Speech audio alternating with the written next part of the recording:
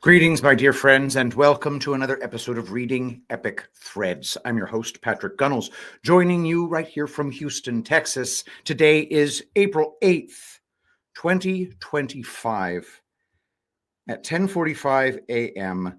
Central Daylight Time. I have one piece for you today. It is Scamocracy, Part 1, from our good friends and allies over at prussiagate.substack.com. That's prussiagate.substack.com. Bear with me while I turn on my super fancy lights. And I remind all of you that the very best health in the world comes from detoxification, which you can do with the 1-2 punch of silver extra with colloidal silver and humic and fulvic acids, and zeolite extra. These two together bind and destroy toxins, getting them right out of your body.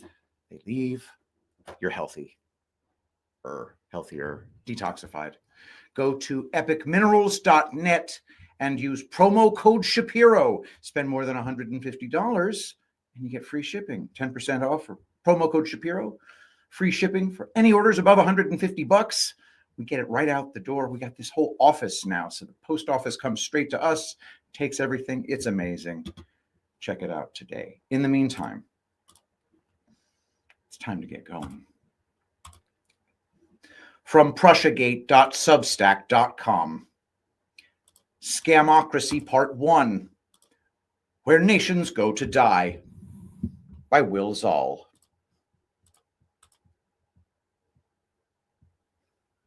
It can never be stated enough. We are living in a period where decades are happening in mere weeks. This is not hyperbole. It is happening right before our eyes. History has provided us with many data points as to what transpires through these times. On one side, there are plans for peace, new geo-economic alliances, and government transparency. On the other hand, there is a desperate attempt to foment wars, uprisings, populist crackdowns, and economic collapse.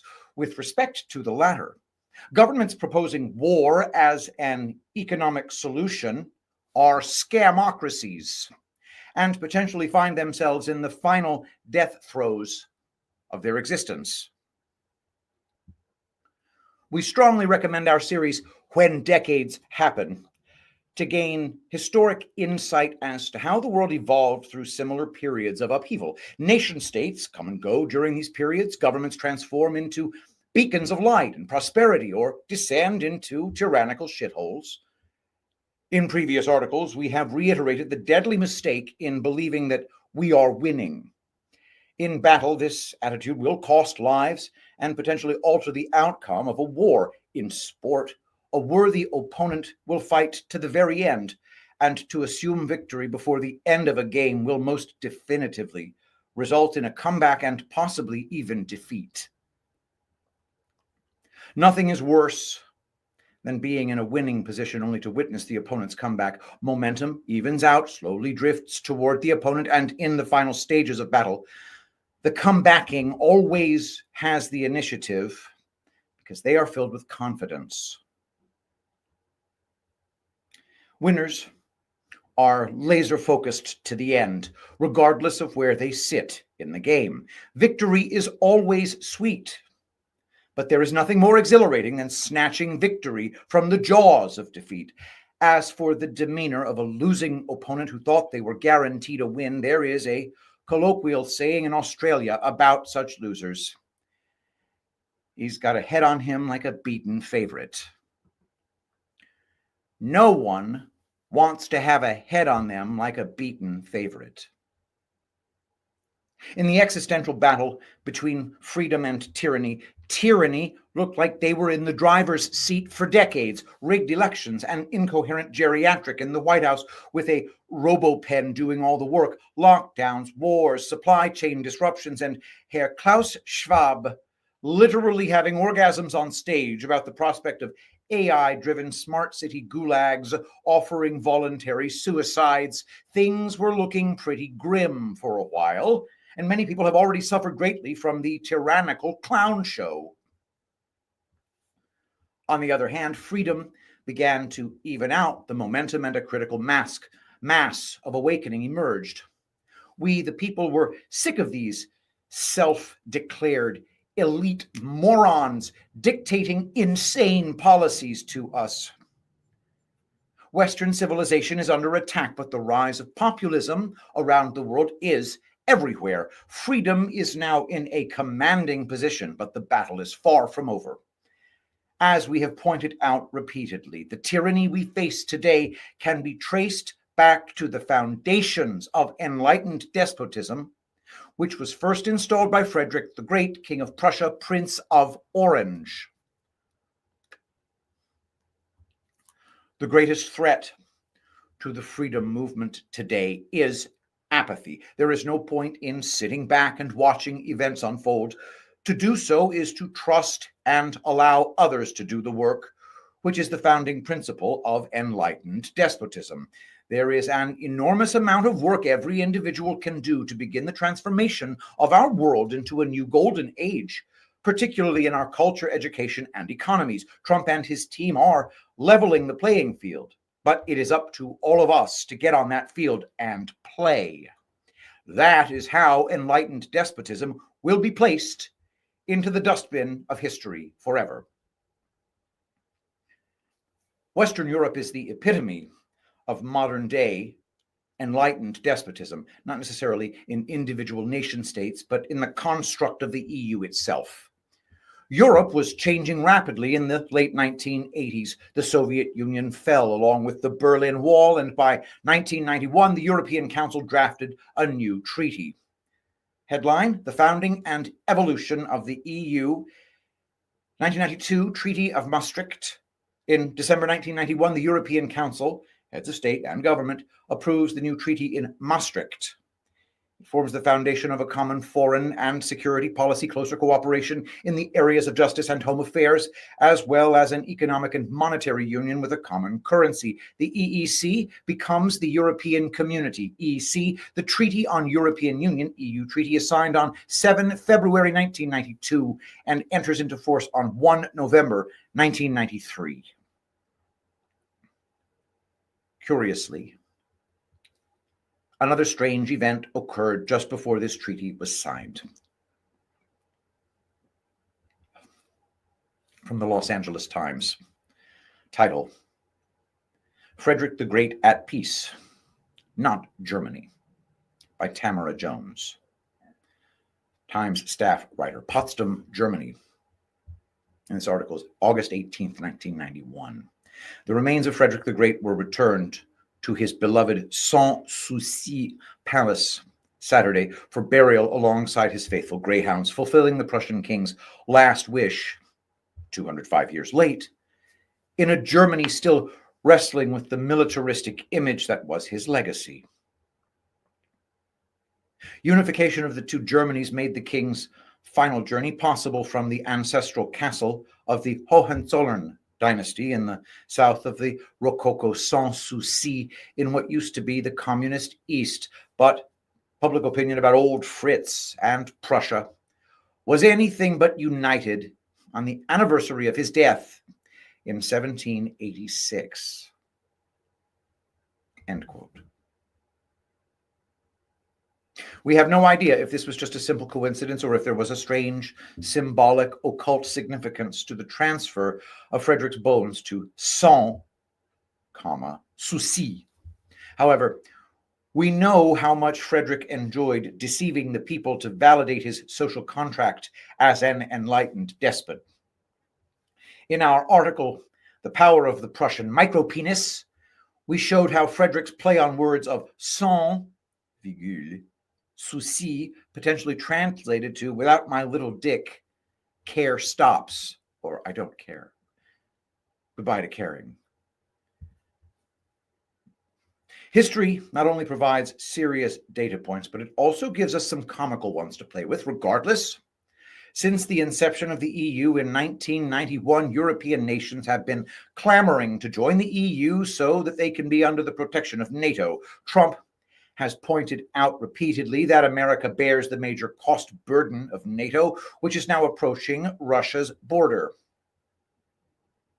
President Trump has also pointed out to the penis piano playing midget Volodymyr Zelensky he is now, quote, gambling with World War III. The EU is determined for NATO to take on Putin until he is destroyed, and Zelensky continually asks to become part of NATO. This is no laughing matter, and the creep toward World War III began to accelerate when the EU was formed and NATO gradually expanded toward Russia, right at the same time Frederick the Great's bones were transported. The Prussians believed that war is progress, and now this is the world we find ourselves in today. Liberal, progressive nations around the world are quite literally ready to start war with Russia. At the core of this is enlightened despotism, unelected or questionably elected bureaucrats making catastrophically important decisions against the will of the people. Enlightened despotism is an obsolete relic that needs to be relegated to the history books, similar to the witch trials of centuries ago. Burning witches at the stake sounds barbaric today, but at the time, it was the law. New England law, Boston, the true legal horror story of the Salem witch trials. Quote, more than 300 years ago, 20 people were put to death for the crime of witchcraft during the Salem witch trials. The most horrific part? The Salem witch trials happened under the auspices of the law. To understand and commemorate this dark period in our country's legal history, we're looking back at the court proceedings and laws during the Salem witch trials and their impact on the American legal system. End quote. Imagine if the legal system still upheld the crime of witchcraft. In a world of freedom, if a bunch of crazy women or men want to run around naked in a forest and put a hex on me, good luck to them. So long as they are not hurting or sacrificing anyone else in the process, yes, it has to be said, then go for it. Today, burning them at the stake sounds completely ludicrous. If freedom wins the ultimate battle against tyranny, modern-day enlightened despotism will find itself in the same position as those who believed in the witch trials. History books will marvel at the stupidity of enlightened climate change tyrants, central bank tyrants, mask-wearing lockdown tyrants, Klaus Schwab, and any other clown show characters. Freedom wins when this is finally achieved, and it is going to take time to win. This is a long game, and tyranny still believes it has a few cards left to play. In this series, we are going to explore how tyranny has deceived sovereign nations into an exponential ticking time bomb. Through the deceptions of central banking, taxation, and warfare, the horrible, invisible enemy believes they will prevail over time. As always, there is light at the end of the darkness of battle. By the end of the series, we hope this becomes evident. Enjoy. The power of power laws. We begin our story with a well-known parable about grains of rice and a chessboard. The Rice and Chessboard Story, Learning How Doubling Makes Numbers Grow by Michael Hartley. There's a famous legend about the origin of chess that goes like this. When the inventor of the game showed it to the Emperor of India, the Emperor was so impressed by the new game that he said to the man, "Name your reward." The man responded, "O Emperor, my wishes are simple. I wish only for this. Give me 1 grain of rice for the first square of the chessboard, 2 grains for the next square, 4 for the next, and 8 for the next, and so on, for all 64 squares, with each square having double the number of grains as the square before." The emperor agreed, amazed that the man had asked for such a small reward, or so he thought. After a week, his treasurer came back and informed him that the reward could add up to an astronomical sum far greater than all the rice that could conceivably be produced in many, many centuries. Put simply, The inventor of the chess game scammed the kingdom out of all of its wealth by understanding the nature of exponential growth. From the chart above, you can see how the grains of rice took off into the stratosphere and destroyed the kingdom. However, the kingdom was probably already bankrupt by the 35th square. This looks like nothing on the chart, but that is how exponential growth works. The realization of unstoppable bankruptcy comes at an inflection point. This parable illustrates a simple power law at play. However, this is not just a parable. Our world becomes much more understandable when we see the world through the eyes of power laws. Headline from the conversation: we've discovered a new rule of nature. It explains why animals' pointy parts grow the way they do. This is a power law in which there's a straight line relationship between a tooth's width and length. When you take a logarithm of these measurements, power laws are also found in the sizes of earthquakes, extinction rates of animals, and movements of the stock market.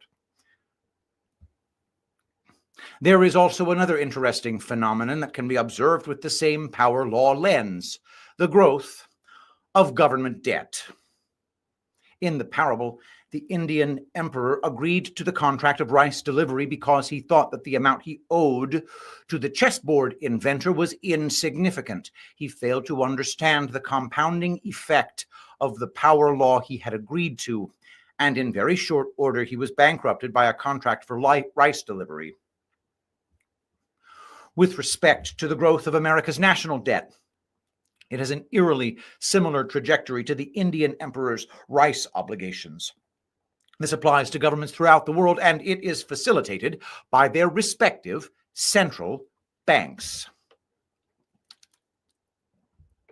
The emperor would have needed to resort to exorbitant taxation to maintain his rice deliveries. Taxation delayed the emperor's bankruptcy, but it would never have stopped the event from happening because the rate of rice delivery grew exponentially. Today, the burden to service and pay back the national debt falls squarely on tax-paying citizens through income taxes, property taxes, death taxes, exit taxes, and now carbon taxes. Similar to the rice parable, the debt is rising at an exponential rate, so that taxation cannot stop bankruptcy, but only delay it. Is there any way out of this debt trap? After all, very few people today were alive when the system we live in today came into being. To address this question, we will take a closer look at how events transpired in the final days of the deceived Indian emperor. The Great Rice Contract.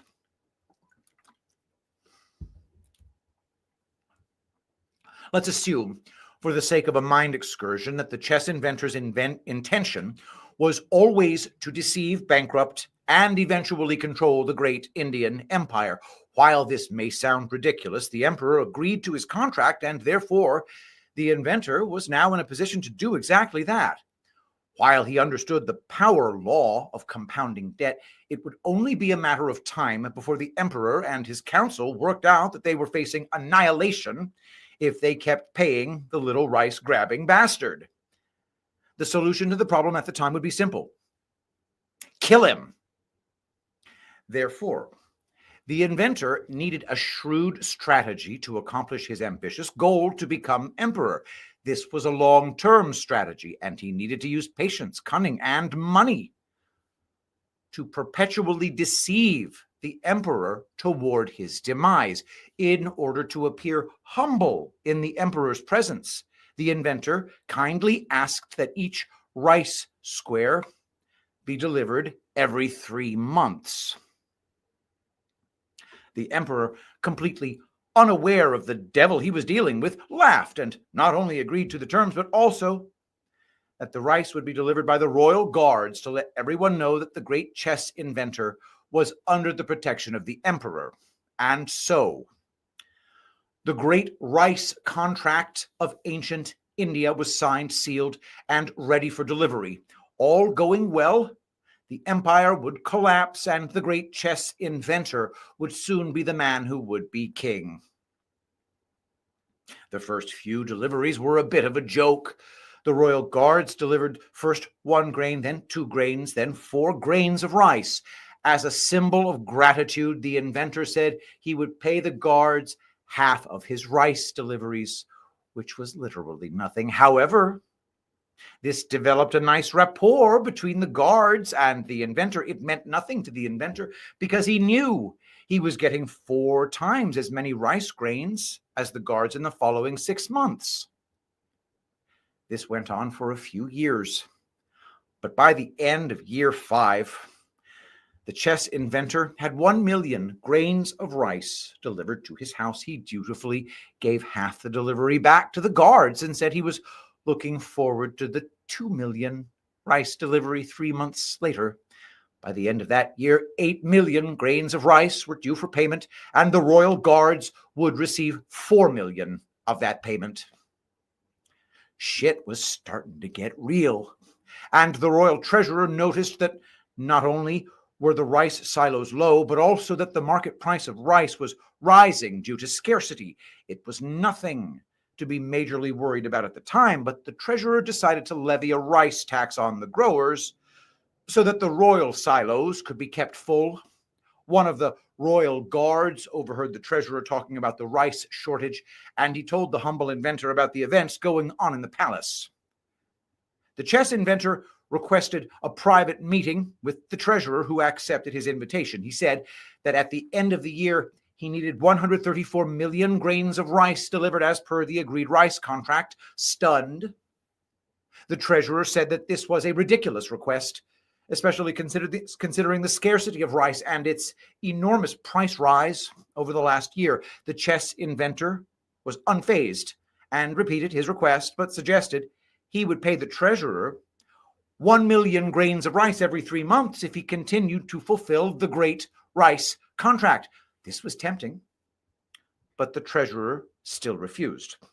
The chess inventor then told the treasurer that there were 1,000 guards being paid by him. One of the guards revealed to the treasurer that they had proof of his infidelity with little boys in the palace, and that if he did not comply, his crimes would be revealed to the emperor and result in instant death. The royal treasurer, now pale white, then agreed he would carry out the wishes of the inventor. Blackmailed, the treasurer began rapidly increasing taxation across the empire. This was not just in rice, but in everything they could possibly tax: income tax, death tax, rice tax, etc. At this stage, the emperor was unaware of what was transpiring and was too busy playing chess and enjoying parties with the beautiful women in his palace. The treasurer and a small cabal of royal guards, however, knew what was transpiring right before their eyes. The empire began to experience popular uprisings as the people were impoverished by the taxes and extreme scarcity of rice in the kingdom. Some of the guards became tax collectors, knowing full well that the humble chess inventor would pay them back in kind. They were also becoming fabulously rich and were buying waterfront villas across the empire. Life was miserable for the average person on Main Street, but incredibly luxurious for those in the employ of the chess inventor. The emperor began questioning what the hell was going on, but by this stage he was surrounded by people who were all in on the scam. They needed to convince him to maintain the heavy taxes, but also suggested a cataclysmic war with a rival kingdom. Their neighbor was extremely rich with resources, and a successful war would alleviate the pressure felt by his subjects. What's more, it would allow the royal guards to crush any dissent within the empire, thereby solidifying the emperor's control. The treasurer knew that by the end of the 10th year of the great rice contract, 547 billion grains of rice was to be delivered to the chess inventor. This was an impossible request, and the emperor would be bankrupted. The inventor had used his most trusted royal guards to blackmail everyone in the palace who appeared loyal to the emperor, and also paid them handsomely to continue their treasonous acts against the empire. The race was on to do something drastic. And sometime within the 8th year of the contract, a brutal false flag was carried out by the royal guards. Dressed as their rivals, they attacked one of their own villages. They raped some of the women, then burned the village to the ground. Filled with rage, the emperor immediately launched an attack on his rival. Men were conscripted to fight in the war, and dissidents were jailed or executed. An emergency tax was also imposed on the people to help contribute towards the war effort. The war was a disaster from the outset. Both sides suffered incredible damage. It was a meat grinder of a war. By the end of the first year of the war, it was clear that the emperor was on the brink of collapse. And yet, the chess inventor continued to receive his enormous rice shipments. The emperor, who believed the skills he developed on the chessboard would help him win the war, suddenly realized the problem. There was no rice left in the empire to feed the army. At this moment, the chess inventor made his move. He instructed the corrupt royal guards, some of whom were now generals within the emperor's army, to set up a meeting with the enemy's king. During this meeting, the generals informed the enemy that they would surrender their emperor and give up a huge portion of their territory in return. The war would come to an immediate halt, and a new emperor would be proclaimed, whom all of the generals supported. The rival king agreed to the terms, but they had 30 days to comply. Within those 30 days, the humble chess inventor requested a meeting with the emperor. He instructed the emperor that he was billions of rice grains in arrears to the great rice contract, and that he must hand over his empire as payment in kind. The emperor was enraged and ordered the chess inventor's immediate execution. Unfortunately for him, he was surrounded by all of the generals who had become fabulously rich from the rice payments made by the inventor. The emperor was arrested and shipped off to the enemy kingdom, along with everyone who remained loyal to him. The generals all hailed the new emperor. Peace was immediately declared, and the inventor ceded territory as secretly agreed. A new era in the ancient Indian Empire was born. The inventor, now emperor, freed all prisoners that were imprisoned for dissent. He declared that he was going to build back a better India and released what was left of all of his rice stores to the people. His loyal guards and the treasurer were all appointed to run the provinces, and while taxes were still levied on the people, it was a mere fraction of the tax charged by the previous hoodwinked emperor. Sitting on his throne, the humble chess inventor mused that while his predecessor was busy playing chess games, he knew how to play the real game in town. The power of a compounding contract was all that was needed. The empire was now a shadow of its former glory. Many people had died, lost their livelihoods, and were under a new regime. However, what was left of the empire was now the property of the inventor forever. Or so he thought. The moral of the story: the great rice contract was a scam from the outset. Its intention was to destroy the empire and install the deceiver as ruler over the ashes. The chess inventor knew the power of compounding rice deliveries and also knew that it was an unpayable debt. He used the time in between the contract's inception and the inevitable bankruptcy moment to bribe and blackmail key components of the empire's bureaucracy.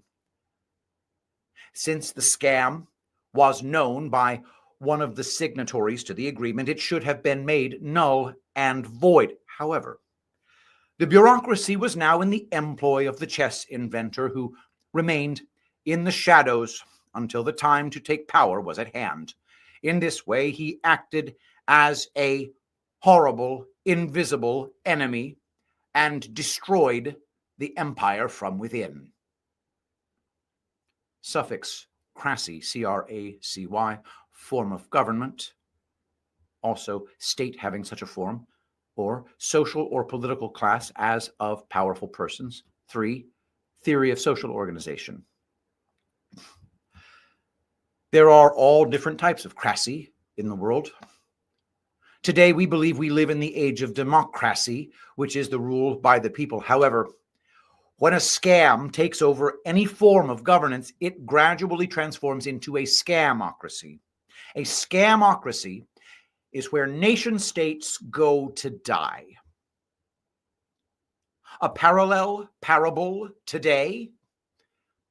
When Frederick the Great installed his enlightened despotism in Prussia, he used sans souci as a public declaration of the lack of enlightenment of his own people.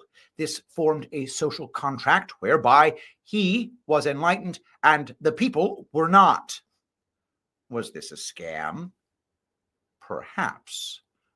But Frederick was much smarter than the Indian emperor and carefully managed his military tax collectors and subjects. If soldiers were to begin to think, not one of them would remain in the army, Frederick the Great. And educated people can be easily governed, Frederick the Great. No government can exist without taxation. The money must necessarily be levied on the people, and the grand art consists of levying so as not to oppress, Frederick the Great.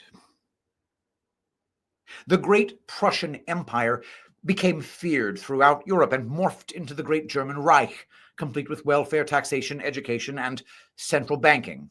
Today, the world is choking on debt that is mathematically impossible to repay. Europe, in particular, seems to be doubling and tripling down on its economic commitment to tax the life out of its citizens, crush dissent, and start a war of nuclear annihilation with Russia.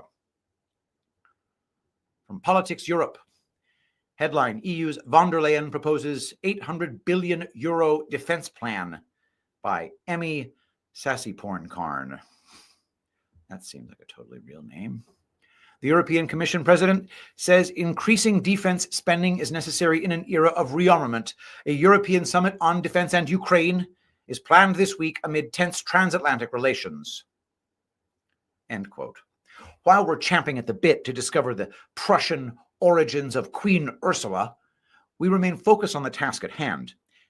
Is this sound government policy or an attempt to continue the scam that is currently plaguing Western civilization and extract every grain of rice from the people before conscripting them into the Russian meat grinder?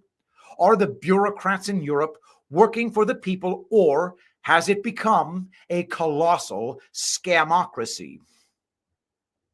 It is not just Europe that is suffering this delusion. The entire West is replete with bureaucrats inventing new forms of taxation and imprisoning dissent at a frightening pace. And now, when President Trump and his team talk of peace with Putin, reforming the American tax system, and purging the public service of unproductive and subversive elements, the scamocrats around the world are determined to see him fail. Why? To be continued. That is Prussiagate.substack.com, Scamocracy, Part 1. I think we're getting real close to a grand unified field theory of this war, starting circa Kennedy's assassination, leading all the way up to today. I'm working on something similar. Hopefully it'll all come together. Support what we do in this movement by hitting the thumbs up button, by sharing this video, by going to tulipblooms.shop and getting your hands on the amazing Epic Moisture Creamy Body Butter, promo code Shapiro for 10% off. And we stopped shipping this stuff for the summer because it's too hot. So get it while you can. Tulipblooms.shop, promo code Shapiro. And also, guys, with the economic situation the way it is, get your hands on gold right now. PatrickLikesGold.com. Okay, let us pray. Saint Michael the Archangel, defend us in battle. Be our protection against the wickedness and snares of the devil. May God rebuke him, we humbly pray. And do thou, O Prince of the heavenly host, by the power of God, cast into hell Satan and all evil spirits who prowl about the world seeking the ruin of souls. Amen. I love you all. Thank you so much for being here, and I'll see you tomorrow. I will be the greatest president that God ever created.